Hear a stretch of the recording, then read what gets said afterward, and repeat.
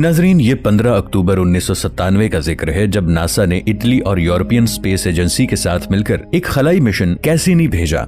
इस मिशन ने पहली बार सैटर्न के नॉर्थ पोल की तस्वीर भेजी जो कि हैरान कुन थी। इन तस्वीर में वाज़ेह देखा जा सकता है कि सैटर्न के नॉर्थ पोल पर एक हेक्सागोन शेप बनी हुई थी।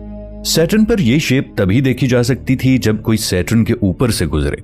हैरान कुन बात यह थी कि आज से 5000 साल पहले हमारी जमीन पर एक ऐसी सिविलाइजेशन आबाद थी जिसे सैटर्न पर मौजूद हेक्सागोन शेप के बारे में मालूम था।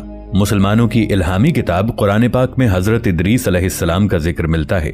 हजरत इदरीस अलैहिस्सलाम के बारे में इस्लामी तालीमात बताती हैं कि वो किसी और पैरेलल यूनिवर्स में चले गए थे।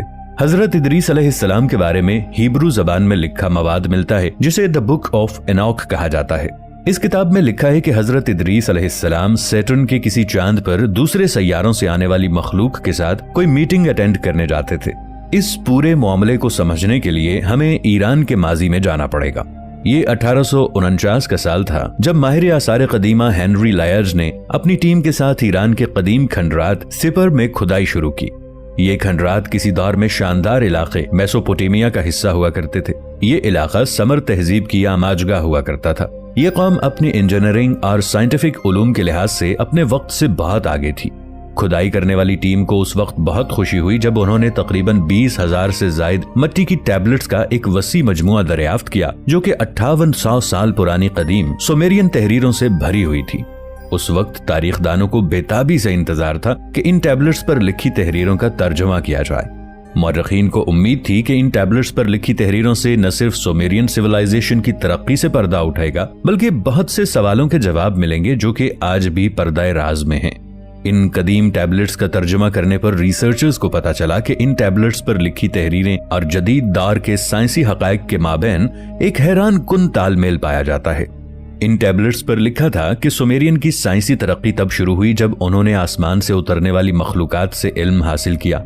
आसमान से आने वाली इस मखलूक को सुमेरियन लैंग्वेज में एनोनाकी कहा जाता था। टैबलेट्स के मुताबिक एनोनाकी परों वाली मखलूक थी। इन कदीम टैबलेट्स में लिखा था कि एनोनाकी के कद 5 मीटर तक लंबे थे। ये 1000 साल तक जिंदा रहते थे। इस बात से पता चलता था कि जमीन पर किसी दूसरे सैयारे से कोई ऐसी मखलूक आती थी जो देखने में इंसानों जैसी थी लेकिन इंसानों से कहीं ज्यादा तरक्की याफ्ता थी। सुमेरियन टैबलेट्स के मुताबिक एनोनाकी के जमीन पर आने का बुनियादी मकसद सोना तलाश करना था। इस इंकिशाफ के पीछे परेशान कुन सवाल यह था कि बेपनाह ताकत के मालिक एनोनाकी सोने जैसी धात में गहरी दिलचस्पी क्यों रखते थे।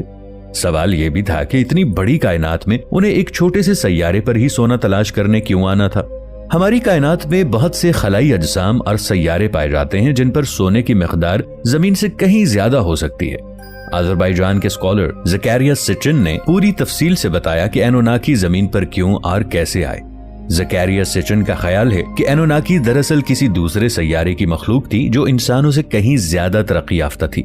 मिस्र के पिरामिड्स को देखें तो इनमें हेलीकॉप्टर्स, हवाई जहाजों और खलाई जहाजों से मुशाबहत रखती मशीनों की तस्वीर मिलती हैं जो कि एक आला दर्जे की तहजीब की निशानदही करती हैं। सवाल यह है कि एनोनाकीज ने